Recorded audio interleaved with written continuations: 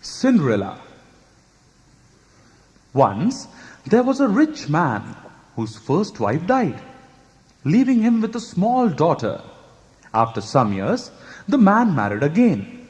But his second wife was as proud as she was mean and loved no one except her own two ugly daughters.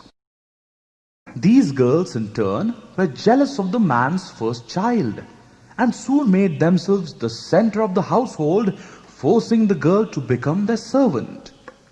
She had to scrub the floors and wash the dishes, shake out the heavy feather beds, and worst of all, get up before dawn each day to clean out the cinders in the hearth. The poor girl slept in an attic under the roof, on a sack full of straw. In winter time, when the snow blew through the tiles and covered the sack like an eider-down, she would lay herself down near the ashes and cinders in the kitchen hearth in order to keep warm. For this reason, and because her clothes were always dusty with the ashes from the fire, the two sisters used to call her Cinderella. In fact, they were jealous of her, for no matter how hard Cinderella worked nor how ragged her clothes were, she still looked far prettier than they. One day, the king's son gave a ball and invited all the fashionable people to it. Cinderella's stepmother and her daughters were invited along with the rest, and the ugly sisters set to work at once, ordering elaborate gowns, petticoats, and wigs for themselves. They made Cinderella starch the lace and pleat the frills, steam the velvet, and iron the silk. I'm going to wear a red velvet gown with French trimmings, said the elder. And the younger said, I think that I should wear a gold-flowered blue bodice with my diamond stomacher, which is far from being the most ordinary one in the world.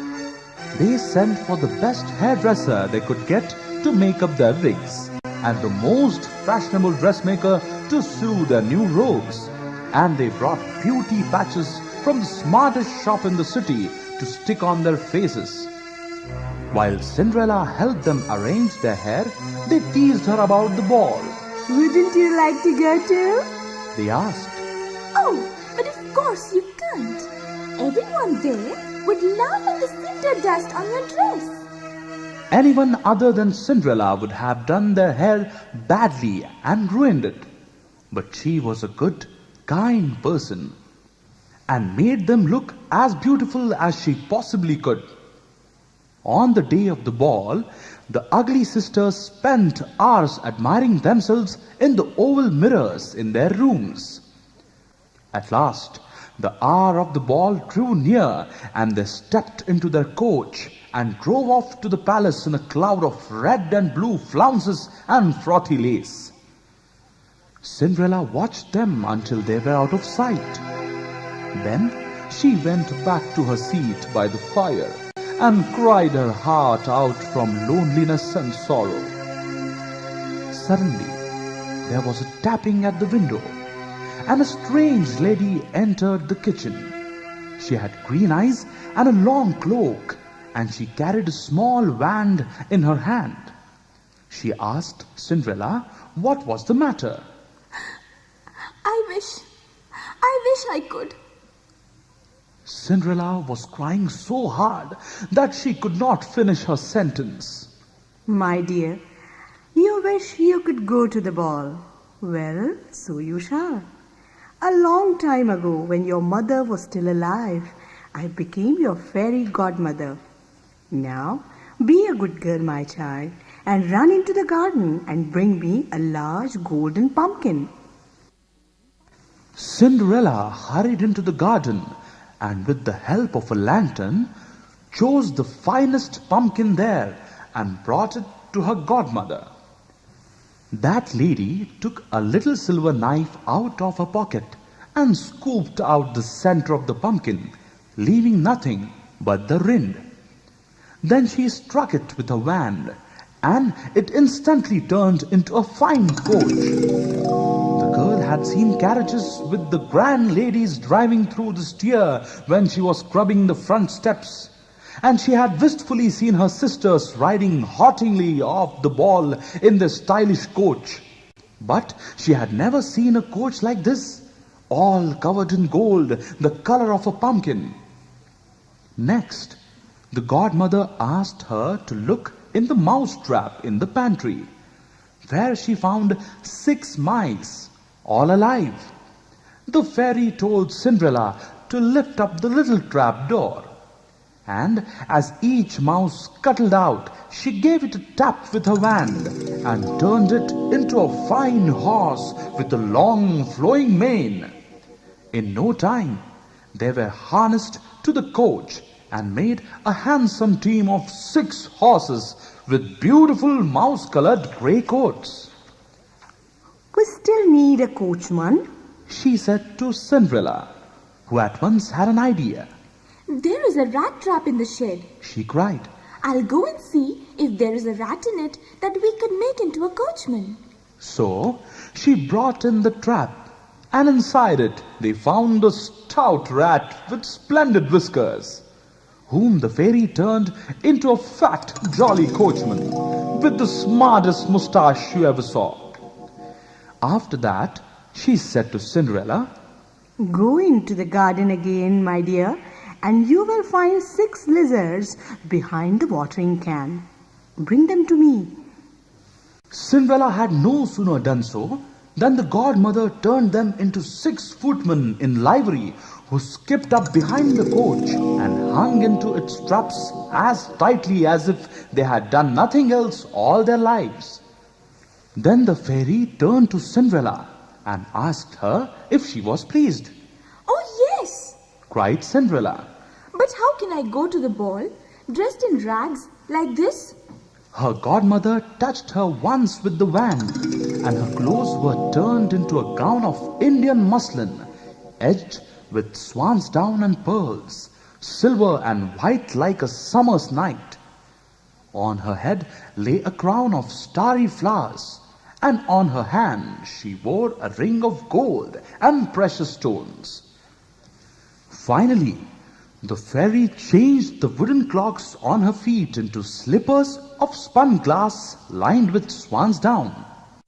As Cinderella was just about to drive off in her coach and 6, her godmother called out, Remember to come back before midnight, dear. If you stay a moment longer, the coach will be a pumpkin again, the horses mice, the coachman a rat, the footmen lizards, and your clothes as ragged as before. Cinderella promised to leave the ball before 12, and then away she drove, trembling with joy. When they saw her step out of the coach, the prince and all the court were struck dumb with admiration. The lords and ladies left off dancing, and the violinist stopped playing, the better to admire Cinderella's beauty. Then, as the prince asked her to be his partner, the violinists took up their bows again, and the music sounded more sweetly than ever before. The king, the queen, and everyone present praised Cinderella's beauty and her graceful dancing, and wondered who she could be. The prince never left her side, and the two of them danced and talked until they felt they had known each other all their lives. So lost were they in each other that Cinderella quite lost track of the time. As the clock began striking midnight, she started up and fled through the palace like a deer. The prince hurried after her, but he could not catch her. As she ran down the great staircase, one of her glass slippers came off, and the prince picked it up and put it in his pocket. The guards at the palace gate were asked if they had not seen a princess go out. They had seen nobody, they said, save for a young girl in rags, who looked like a kitchen maid. When the ugly sisters returned from the ball, they told Cinderella that the prince had quite lost his heart to the mysterious princess who had vanished so suddenly, and that he had done nothing but gaze at her little glass slipper for the remainder of the evening. The prince ordered that the slipper should be laid on a silk cushion and carried in state through the city, while his heralds read a proclamation that he would marry the girl whose foot the slipper fitted. It was to be tried on every unmarried lady, beginning at the top with the princess and the duchess. The turn came for the ugly sisters to open their door to the royal messenger. The slipper was brought to the elder sister to try on. But push as she might, her foot was too big. So greedy was she to become a princess that she actually snipped off her big toe with a pair of scissors and managed to squeeze her foot into the slipper. But the royal messenger saw the blood through the glass and disqualified her. Then the second sister tried on the slipper, but this time it was her heel that was too big. So she pared it down with a kitchen knife until the shoe fitted.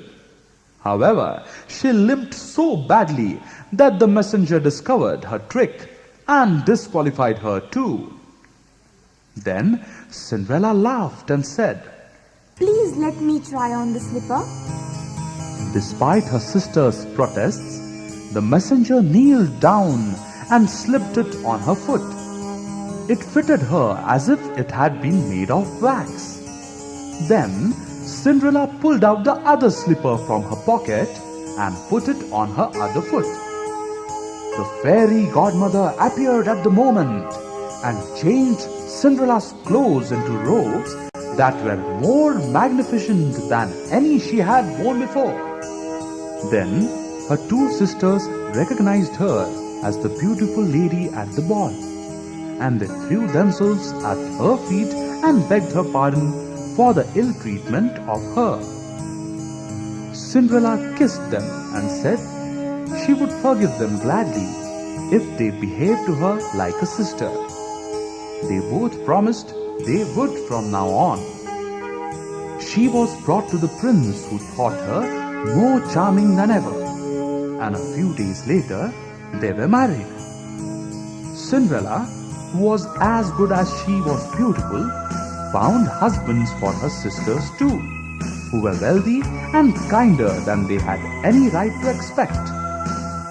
And then Cinderella and her prince lived happily ever after. The Elves and the Shoemaker. There was once a shoemaker who worked very hard and made very good shoes. But still, he could not earn enough to make his living. At last, all his money ran out, and he had only enough leather left to make one more pair of shoes. That evening, he cut out the leather, ready to be stitched up the following morning. And then he followed his wife upstairs to bed, feeling very sad. He rose again at sunrise, said his prayers, and was about to settle down to work, when to his amazement, he saw the shoes all stitched up and ready on the table. The good man could not understand how it had happened. He examined the shoes carefully and found that they were quite beautifully stitched and finished off. The same day, a customer came into the shop and bought the shoes, and because they were of such excellent quality, he was willing to pay the double the usual price for them. With this money, the cobbler had bought enough leather for 2 more pairs of shoes. Again he cut them out, and again he left the leather on his bench overnight, thinking he would stitch them together the following morning. But when he awoke, he found that the work had already been done for him. The 2 pairs of shoes were as beautifully made as the first, and soon found willing buyers. And the shoemaker received enough money for them to buy leather for 4 more pairs. Soon it went on for weeks and months. Each evening, the shoemaker would carefully cut out the leather, say his prayers, and retire to bed. And each morning, he would find the shoes standing sewn and ready in neat rows on the bench. 8 pairs at first, then 12, then 20, and almost too many pairs to count. And he had so many customers that now he could afford to buy the finest skins and other costly materials besides. He cut out knee-high boots of the softest suede for the lords to wear when they rode off with their hounds to the hunt, and shoes of silk and brocade and velvet for the ladies to wear with their fashionable ball gowns. And before many months had passed, the shoemaker grew so rich that he began to want to share his prosperity with his invisible helpers. One night, he and his wife hid behind a pile of leather hides to see who these helpers were. At midnight, two little naked men appeared, and hey presto, they stitched up all the shoemaker's shoes for him. Then they disappeared. The shoemaker's wife was very sorry for them because of their nakedness, and she at once set to work to sew them the loveliest little clothes, while the shoemaker made them a pair of pointed silk shoes. They laid the present out and were on the watch again at midnight as the little men came in to do their work. When the elves saw their clothes, they were delighted. They put them on and laughed and danced all around the room, and they skipped out into the street, never to be seen again. But the shoemaker continued to be successful and prosperous in his work for the rest of his days.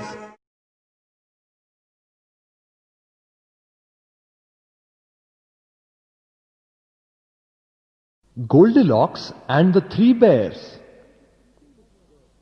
Once there was a pretty little girl who was called Goldilocks because her head was covered in golden curls.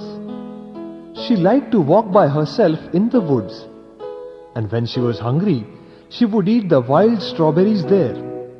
And when she was tired, she would sleep on the dry moss. 3 bears lived in the woods. Father Bear, who was big and had a deep voice, and Mother Bear, who was smaller and rounder and had a middling deep voice, and a baby bear, who was like a ball of fur and had a squeaky voice. Because they were all such different sizes, each of them had his own chair, own bed, and own porridge bowl. Every evening, Mother Bear used to put the porridge to soak in the saucepan on the oven, and every morning she boiled it up and poured it into the 3 bowls for the bear's breakfast. On the morning that this story happened, the sun was shining in the window and the birds were singing outside, and Father Bear and Baby Bear were splashing around in the stream behind the house, having their morning wash. Mother Bear called to them that breakfast was ready, and then they sat down in front of their bowls of steaming hot porridge. "Oh, my porridge is too hot!" exclaimed the Father Bear in his deep, gruff voice. "Oh, my porridge is too hot," the Mother Bear said in a softer voice. "Oh, my porridge is too hot," the Baby Bear said in his squeaky voice. So they all decided to go out for a walk until their porridge had cooled down. No sooner had they left their cottage than Goldilocks came along. She was hungry and tired because she had been walking for a long time, and she decided to stop for a while at this strange little cottage. She looked in through the window and saw a well-scrubbed wooden table with 3 bowls of porridge laid out on it, and around it 3 chairs to sit on. "Is anybody home?" she called out, but nobody answered her. The bears had left the door ajar, so Goldilocks walked through the door into the bears' living room. Since there was no one there, she sat down in Father Bear's chair to rest. But it was too big for her, and her feet could not even reach the ground. So she climbed onto the Mother Bear's chair and wriggled around it to get comfortable. In the end, she decided that it was too big for her too, and so she hopped off and sat down in Baby Bear's chair, which broke because it was too small. Goldilocks walked around the table again, and the smell of porridge made her hungry. She dipped a spoon into Father Bear's bowl, but the porridge in it was too hot, so she dropped it again. Then she tried some from the Mother Bear's bowl, but that was too cold. The porridge in the Baby Bear's bowl was just right, and Goldilocks ate it all up. By now, she was very sleepy, and when she caught sight of a large bed in the next room, she decided that she would have a short rest before returning home. So she climbed up into the Father Bear's bed, but when she lay down on it, it was so big that she felt quite uncomfortable. So she climbed off it quickly and went to lie in the Mother Bear's bed. But that one was so soft that she still felt quite uncomfortable. So she scrambled out of it again quickly. Then she tried Baby Bear's bed, which was so comfortable that she immediately fell into fast sleep. Soon afterwards, the 3 bears returned. "Somebody has been eating my porridge!" The Father Bear thundered when he saw the wooden spoon in it. Somebody's been eating my porridge. The Mother Bear cried when she saw her bowl. Somebody's been eating my porridge and has finished it all up. The Baby Bear wailed and burst into tears. Then Father Bear said, "Somebody has been sitting in my chair." And then the Mother Bear said, Somebody's been sitting in my chair too. and the Baby Bear squeaked. Somebody's been sitting in my chair and has broken it all to pieces. Then the 3 bears began to look around for what else they could find. "Somebody's been sleeping in my bed," the Father Bear growled. Somebody's been sleeping in my bed too. Said the Mother Bear. Somebody's been sleeping in my bed and here she is right now. The Baby Bear cried. At that, Goldilocks woke up and opened her eyes.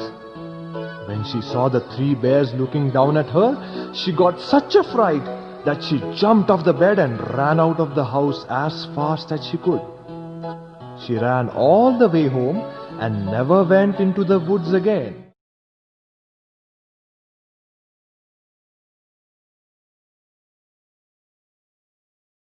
Rumpelstiltskin.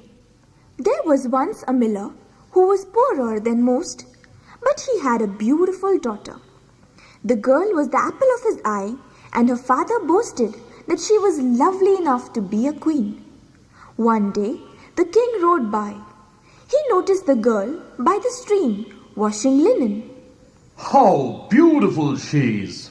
The king thought to himself.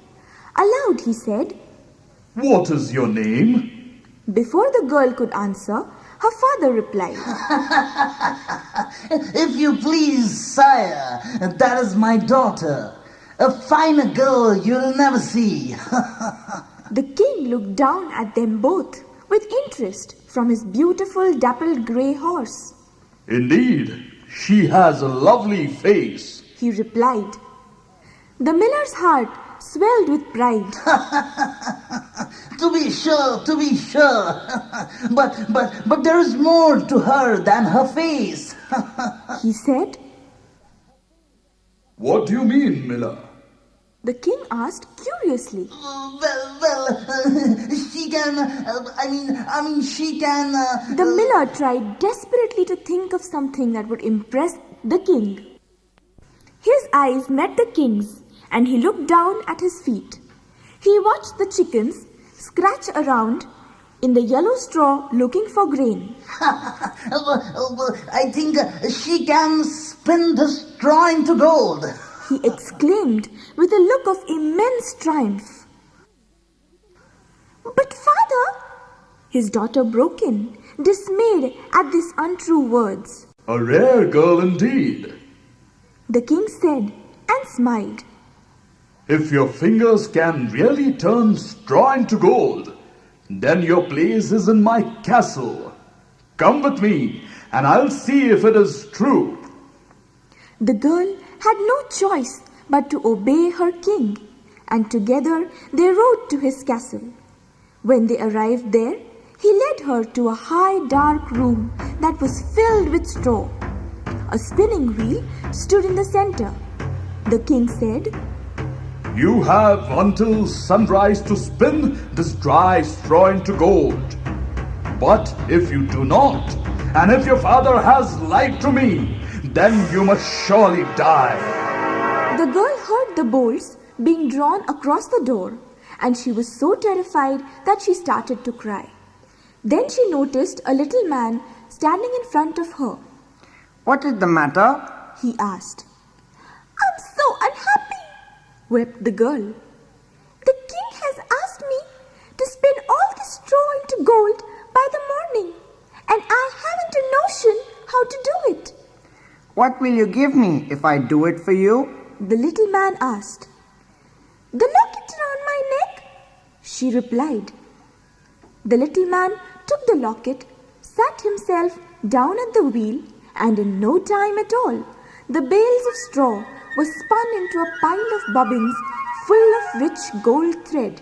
As soon as the sun rose, the king came, unbolted the door, and was delighted to see so much gold around him. But his privy purse was still not nearly full, and he needed a lot more gold to pay the soldiers who guarded his land from the greedy neighbors. He took the miller's daughter into a much larger room and told her to spin all the straw into gold by the next morning. That night, the girl began to cry again, for she knew her task was hopeless. But again, the little man appeared, and again he said, What will you give me if I spin the straw into gold for you? The belt around my waist, she said. The little man took the belt, and whirr! Round went the spinning wheel again, and bobbin after bobbin was filled with fine gold thread until there was no straw left. The king was pleased beyond measure at the sight. He knew that with just a little more gold in his treasury, he could really get the country going again. So he filled his largest room with straw and led the girl into it. If you can spin all this away during the night, He said, I'll take you as my wife, and then you need never spin straw again. When the girl was alone, the little man appeared for the third time and said, What will you give me if I spin the straw for you again? I have nothing left to give you, she replied. Then promise me you will give me your firstborn child when you are the queen? Said the little man. The girl thought that a lot of things could happen before that, so she promised him whatever he demanded. When the king came in the next morning, he found heaps of gold where the straw had been. Oh, miller's daughter, you have spun more gold for me in 3 nights than I could hope to find in 60 years. Your skill is only matched by your great beauty. Will you be my queen? So the girl, who already loved him dearly, became his wife, and in time she gave birth to their son. She had quite forgotten her promise to the little man until one day he stepped into the room and said, Now give me what you promised. The queen was dismayed and begged him to take all her jewels and riches instead. He refused, but then he said, Since you cry so bitterly at the loss of your baby, I will give you one more chance to save him. You may have 3 days in which to guess my name, and if you do, then you may keep him. The queen stayed awake all night, trying to remember all the names she had ever heard. When the little man arrived the following day, she began with Nicholas, Timothy, Hereward, and all the other names she knew. But after each name, he called out, No, that's not my name. The next day, she read all the books in the royal library and memorized all the uncommon names in them. She asked, Is your name Nimrod or Noah or Marmaduke? But he always replied calmly. That's not my name. The third day, she sent messengers all over the country to learn what names people were calling their children. At length, one messenger came back and said, Your Majesty, I have not been able to find any new names, but on a high hill where the foxes and hares bid each other good night, I saw a little man dancing around the fire and singing, Oh, little things, my royal dame. Oh, little things, my royal dame. That Rumpelstiltskin, Rumpelstiltskin, Rumpelstiltskin is my name. Imagine the queen's delight when she heard that name. But when the little man arrived that night, she asked first, Is your name Roger? No. Is your name Robert? Ha ha. No, no, no. Is it perhaps Rumpelstiltskin? The devil it is, the devil it is. He screamed and stamped his foot into the ground with such fury that he split into two.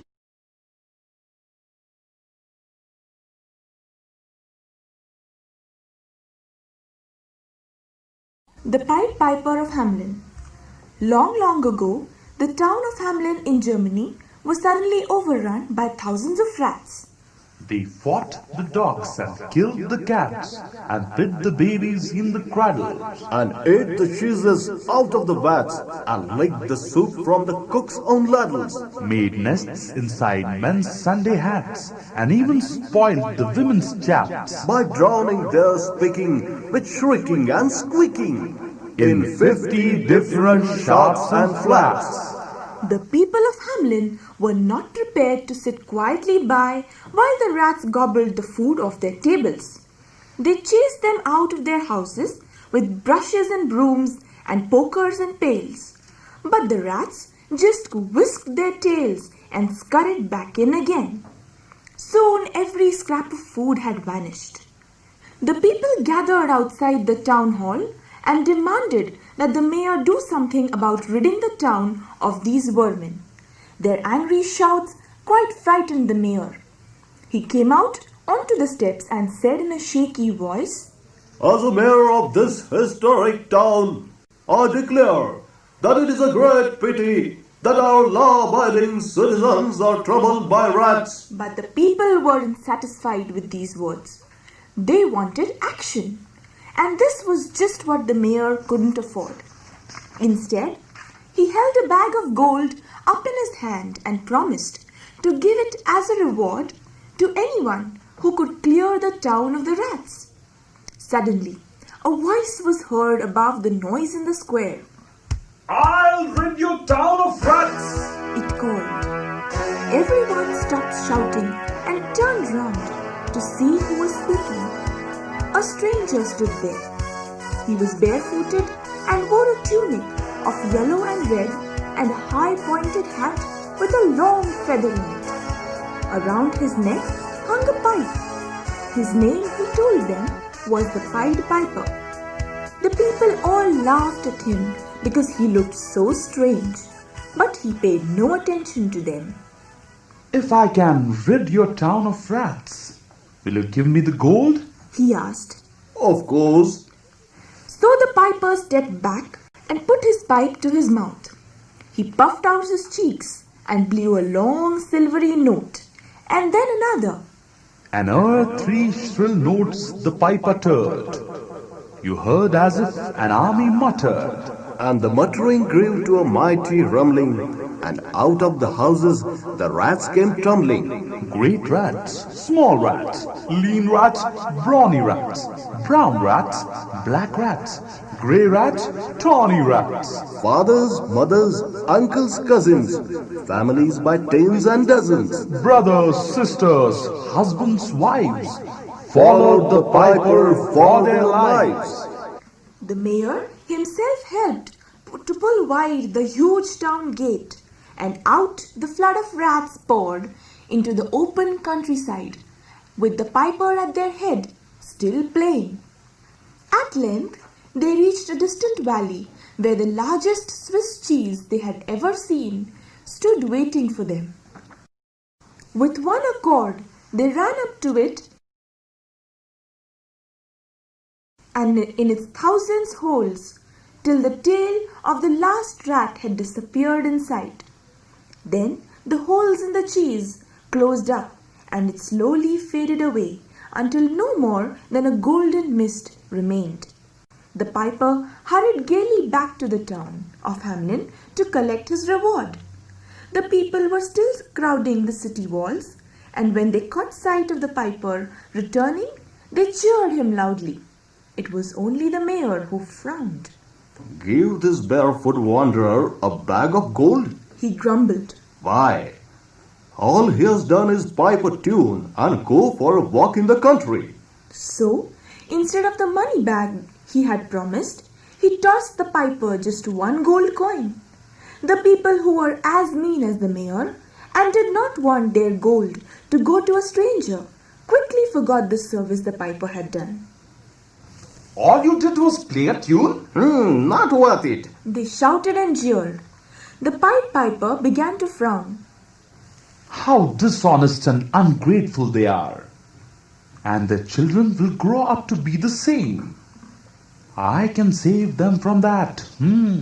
Once more, he stepped up to the town gate. Once more, he raised the pipe to his lips and blew 3 notes of great sweetness in it. The people stopped jeering and watched in troubled silence. The piper's tune became gay and joyful.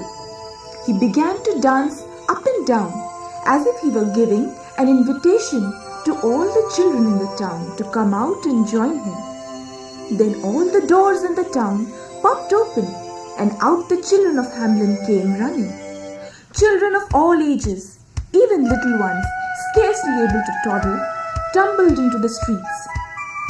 To the sound of the piper's sweet and merry tune, they began to dance towards the town gate, skipping and turning cartwheels as they went. The gate opened in front of them, and hands linked in a long chain, they skipped out into the country. They followed the piper down the road, never once looking back at the town of Hamelin. With him, they danced over the hills and far away to a new land where people were kind and generous and always kept their promises.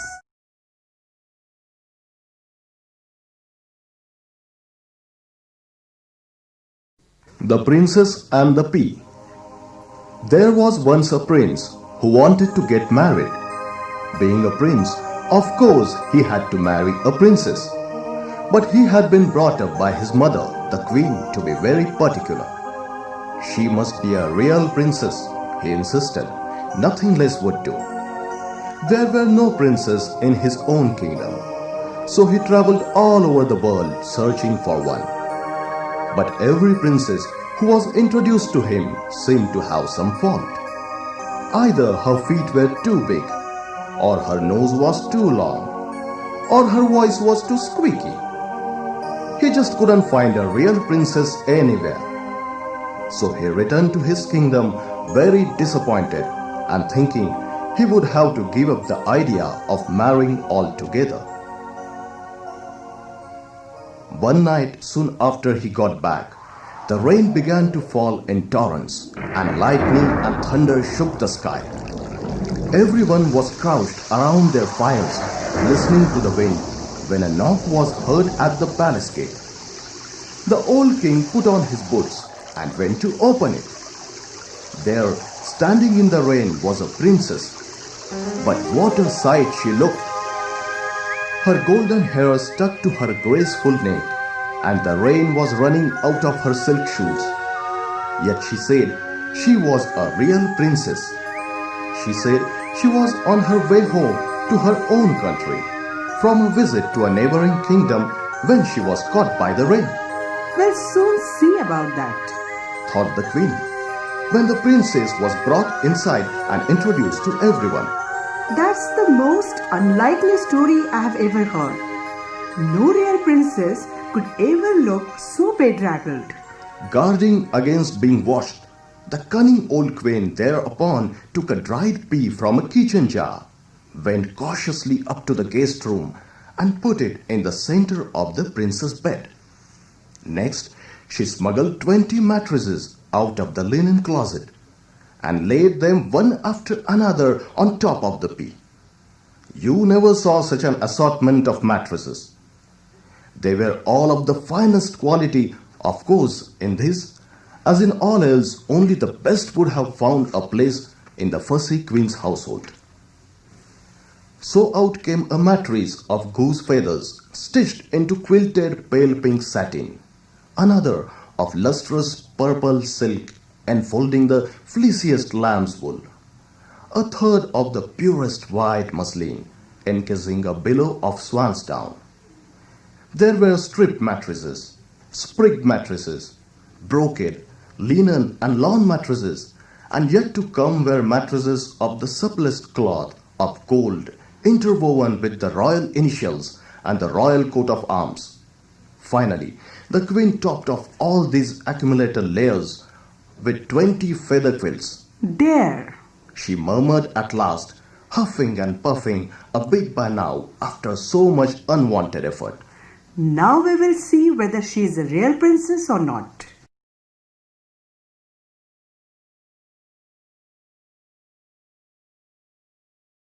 In the morning, the princess came down to breakfast, looking very tired.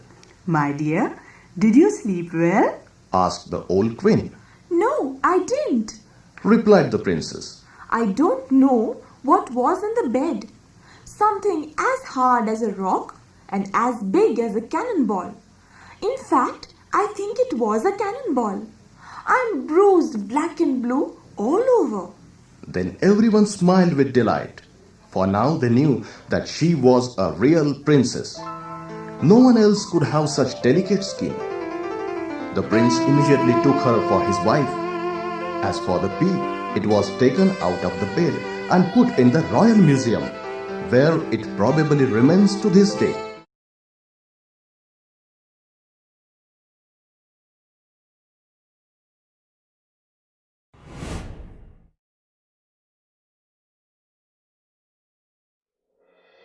Once upon a time, an angel in heaven had a goose. She used to take good care of the goose. But once it happened that when goose was laying egg, it fell off from heaven to earth. After some days, a gosling came out of that egg. It was cute little gosling from the heaven. Years went by, and in the nearby village there lived a farmer with his wife. They were very poor. They had nothing but a little farm where they grew vegetables that they could eat. He used to sell those vegetables and earn his livelihood. One day, the farmer's wife told him, "Wouldn't it be good if we could have some eggs from time to time? I wish we had a goose to lay us eggs daily." The farmer did not have much cash to buy a goose. So he collected some veggies and set off to the marketplace to sell all of them and perhaps get a goose in exchange. He took the goose home and took a very good care of it. He made a nest for it to lay eggs. The goose will produce eggs which I can use for selling and eating, thought the farmer. Days passed, and one fine morning, when he went to gather some eggs for his breakfast, to his surprise, the goose had laid a golden egg. Little he knew that the goose was from that egg that was fallen from the heaven. A golden egg! If what I'm saying is true, then I'll be a rich man soon, thought the farmer. He sold the egg in the market and got a good handsome amount for it to get rid of all his problems. But still, he felt that the money he got is not enough. So he waited curiously for the goose to lay another egg. He started taking very good care of it. Soon the morning came when he found another golden egg. He and his wife were so happy to see the egg. He immediately ran towards the market. Again he got a very good deal for the egg, and he was soon known as rich man in the village. Days passed, and slowly and steadily the farmer and his wife were becoming richer and richer. But as they became richer, the couple had also turned greedy and selfish. They both wanted all the richness in the world for them as soon as possible. One day, wife came up with the plan. What if we get all the golden eggs at one time? The farmer was also fascinated with the idea she had put forth. So, they both decided to cut the goose and get all the eggs inside her at one go. But greed has its own way of teaching lesson. They picked up a big sharp knife and cut the goose's belly to take out all the golden eggs right away. But it was a huge mistake. They did not find even a single egg inside the goose. And there would never be any more golden eggs again. Poor goose lost its life, and the old couple lost the only source of becoming rich. So they say, greed is a curse.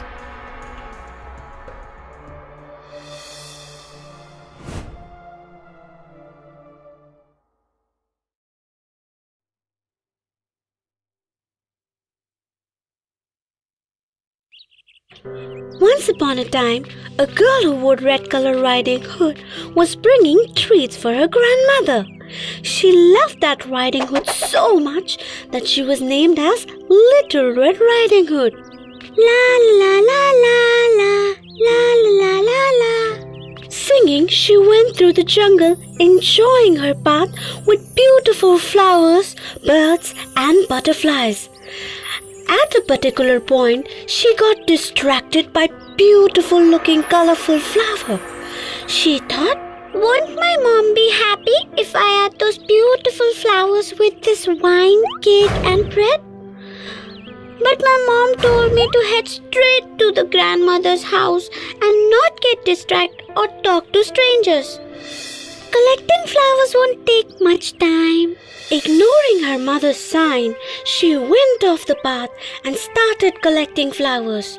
While collecting flowers, she caught a sight of berries ahead in the jungle. Her stomach growled. Oh, I have hunger. I'm sure my mother won't mind if I have a small feast of those berries. Her face lightens up and she further adds, and I can take some for Granny too. Oh, she will love me for that. She went more deep into the forest collecting those berries when suddenly bush behind her makes noise.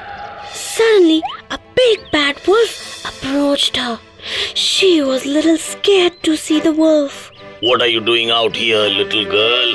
The wolf asked in a voice as friendly as he could. I'm on my way to see my granny, who lives through the forest near the brook. She is all alone, so I'm going to visit her. Little Red Riding Hood replied graciously. By the way, I'm Little Red Riding Hood. I'll head on first and let your grandmother know that you're on your way, so that you can continue picking up these berries.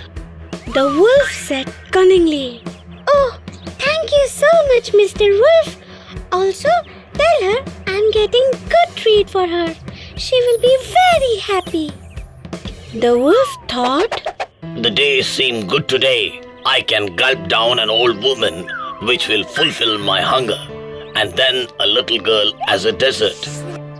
The wolf ran quickly towards grandmother's house.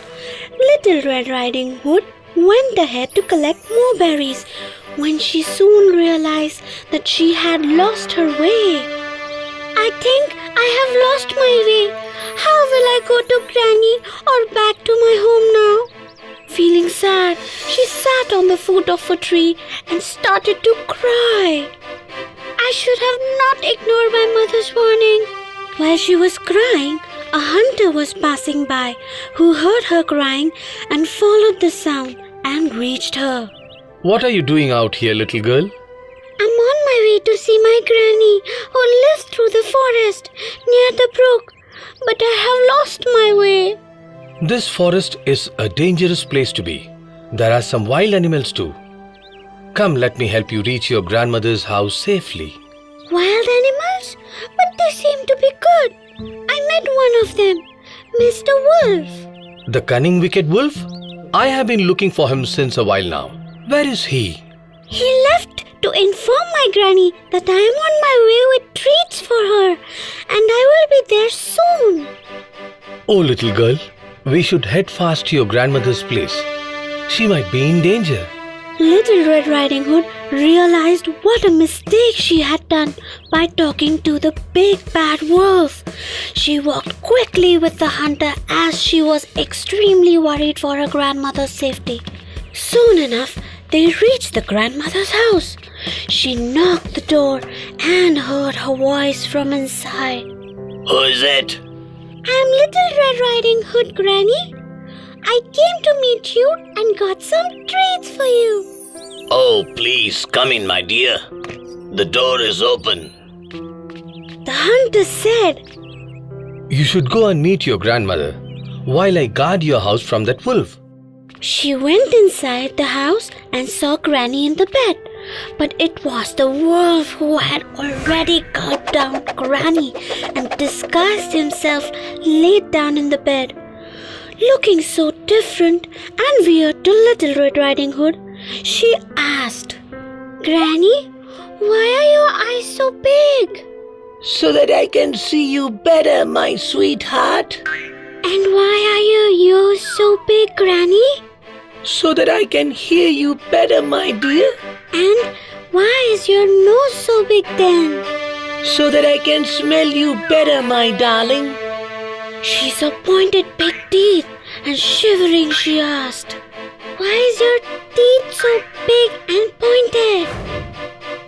At once, the wolf jumped out of the bed towards her. So that I can chew you better, my tasty dessert. She shouted as loud as she could, and at once the hunter blasted in and killed the wolf.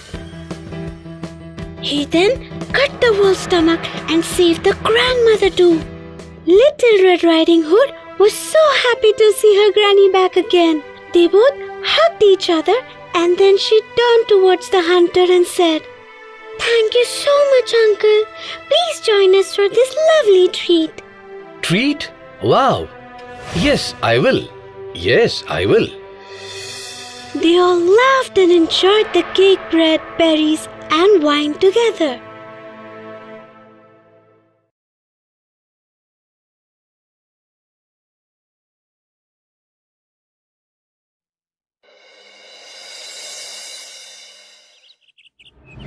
In a far-off land, an old woman lived with her 3 children. They were all kind and helpful. The children were very fond of different treats from their mother and always asked her to prepare something delicious for them to eat. One day, the old woman asked the children to help her in preparing a big pancake. All 3 of them were equally excited and were willing to help. They all got busy in preparations for making the big pancake. 2 of them cracked the eggs, others measured the milk, the flour, and the sugar. They mixed the material to prepare a dough for the pancake. After the mixture was ready, they poured the mixture into a big frying pan and placed it on the fire. After some time, the old woman asked the eldest boy to turn the pancake upside down. So the boy tossed the pancake high into the air. Instead of falling back into the frying pan, the pancake landed on the table, got up and started running away. The children looked at the sweet, mouth-watering, huge pancake rolled away in surprise. All the 3 children ran after the pancake to catch it. Stop, you delicious pancake! You are our treat, and we are all hungry and want to eat you. I'm too fast for you all. Catch me if you can. Soon the pancake rolled down the road. An old man saw the pancake and said, Stop! Do not go so fast. I want to eat you. The pancake said, I did not stop for the three children, and I cannot stop for you. Catch me if you can. And it rolled away. Further rolling down the garden, a cat sitting on the wall too saw the pancake and said, You cannot escape from me. I will gobble you up as soon as I catch you. Saying this, she jumped down the wall. But the pancake said, I escaped from the three children, and then the old man. And now I will escape from you too. Catch me if you can. Then the pancake passed the gate of the nearby cottage. A cock was sitting on the gate, saw the pancake and crowed, Stop, or I will not spare you. I'll eat you up, you yummy pancake. The pancake said, rolling away. No, sir, you cannot eat me. I will escape from you too. I escaped the three children. Then I escaped from an old man. And then even a cat could not catch me. I'm too fast for you too.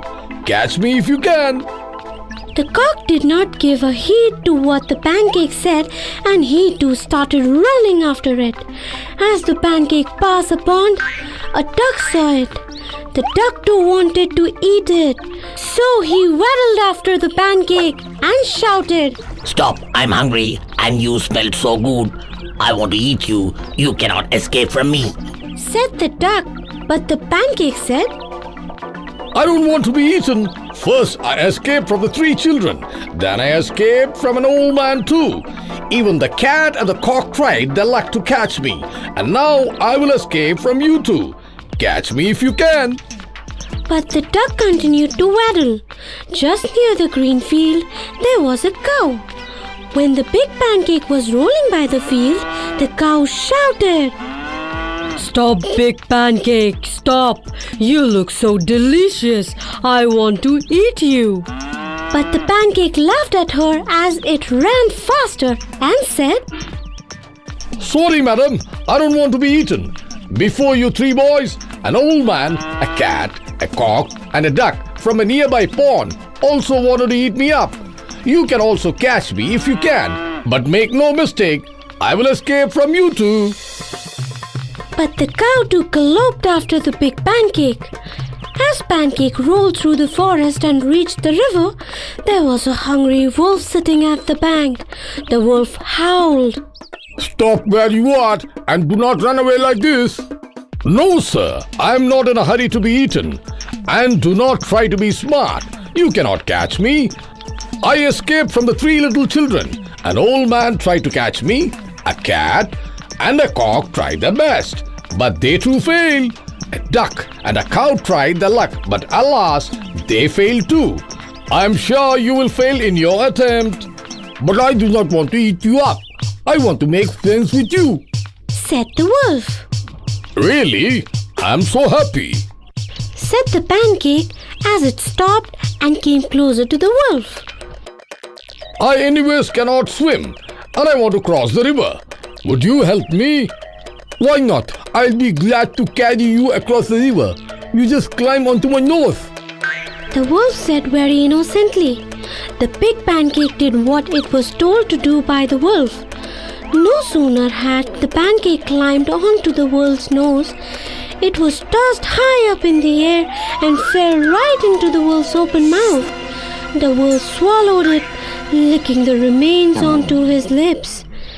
In the meantime, the cow reached the river. The duck came behind the cow. The cat and cock too reached the spot. An old man and three little children joined the crowd. Have you seen a pancake pass by? They all asked the wolf. A pancake? Yes. Was it big? Yes. Was it golden brown? Yes. Where has it gone? They all asked in chorus. Well, it was very delicious, the wolf said as it licked its lips.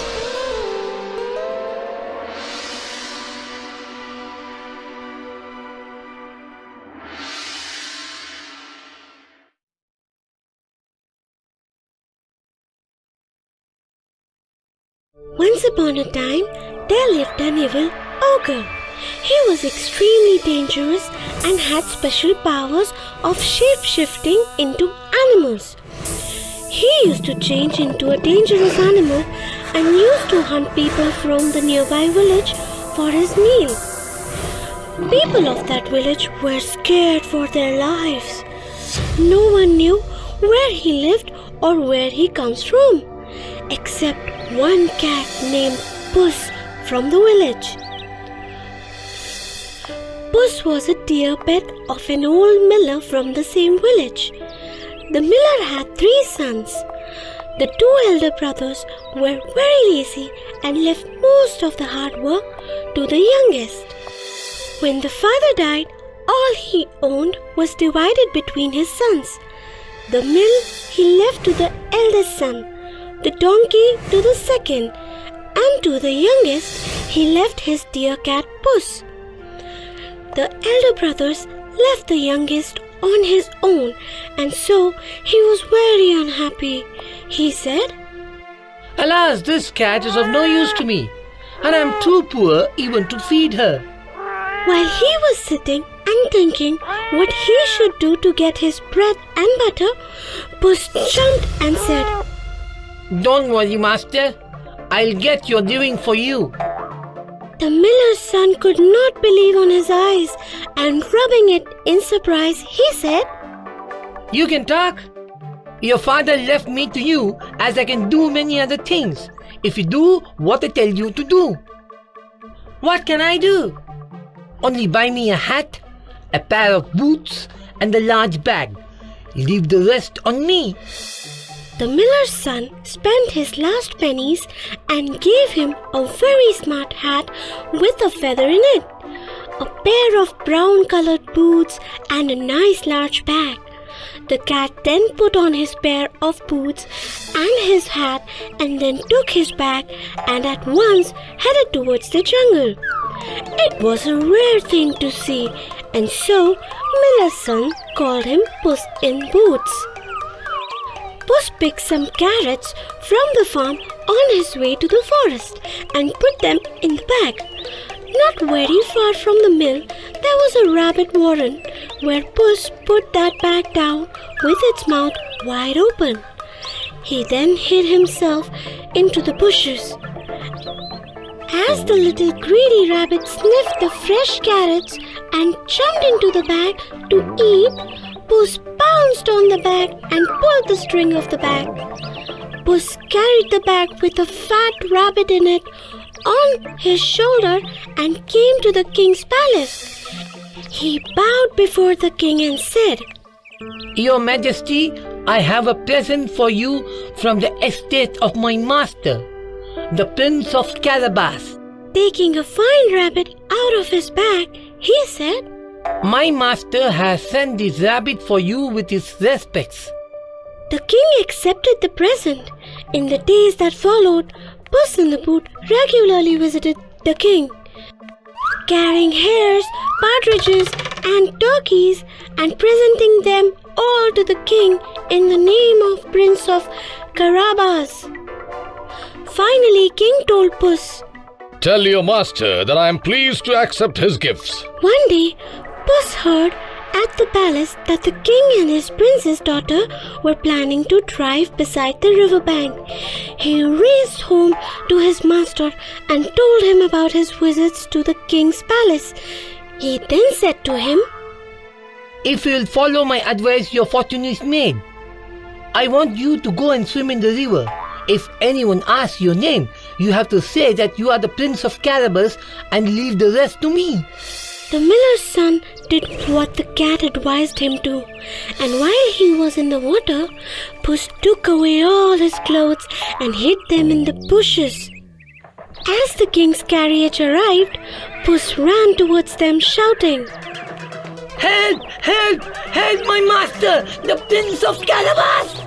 Hearing the shouts, the king ordered the carriage to stop and asked what the matter was. Bowing before the king, said Puss, Oh, your majesty, my master was bathing and someone has stolen his clothes. He will catch the cramps and be drowned. The king ordered his servant to ride back to the palace and get one of the best suits for the prince. When the miller's son put on the royal suit, he looked just like a prince. This is my master, Your Majesty, the Prince of Carabas. Puss graciously introduced the miller's son to the king and the princess. Though miller's son was poor, but he looked as handsome and smart as a prince for anyone to doubt about. The king invited him to sit in his couch and said he would drive him home.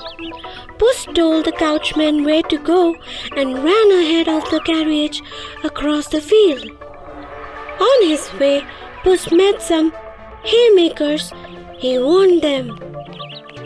If the king asks you to whom does these fields belong, say it belongs to the Prince of Carabas. If you don't say so, the king's men will cut you into pieces.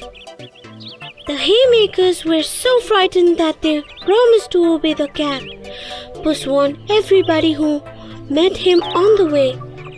The king, who passed by after some time, wished to know, and so he asked, To whom do these fine fields belong to? The haymakers answered, To the Prince of Carabas.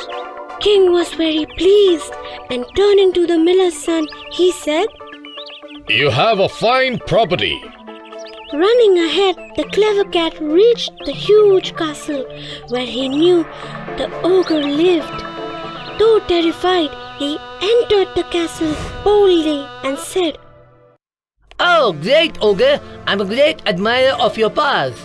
The ogre was pleased to hear it. Puss further said, Dear me, I would like to see your ogre ship. Yes, of course, replied the ogre in full pride. In a flash, the ogre turned himself into a lion and roared loudly. It is amazing that you can become as big as a lion. But can you become a small creature such as a mouse as well? Puss asked the ogre bravely. Ha ha ha! It's not a problem at all, said the vain ogre, and he changed himself into a little mouse. Puss sprang upon the tiny mouse and gobbled him on the spot. At that very moment, the king's coach stopped at the ogre's castle. Puss came out and bowing very low, he said, Welcome, Your Majesty, to the castle of the Prince of Carabas. The king, the prince, and the miller's son went inside the castle with Puss and sat down to a great feast. The king was very pleased with the miller's son and thought him such a good match for the princess. He turned to the miller's son, saying, Will you marry my daughter? Your Majesty, it's my pleasure to marry such a beautiful princess. Soon the miller's son and the princess got married and lived together happily in the castle. Puss in the Boots became a great lord and lived in comfort for the rest of his days and never ran after the mice anymore.